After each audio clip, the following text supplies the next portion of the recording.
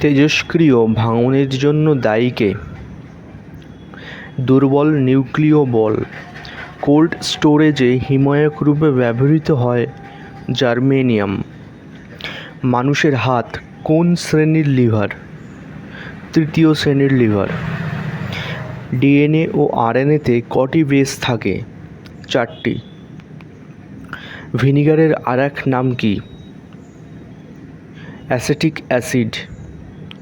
গাছের কোন অংশ সূর্যালোক পায়? ক্লোরোপ্লাস্টিড।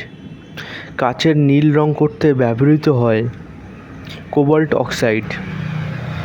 তড়িৎ বিয়োজন তত্ত্বটির প্রবক্তা কে? আর্হেনিয়াস। বিগ ব্যাং তত্ত্বের প্রবক্তা কে? জর্জেস লেইমাত্রে।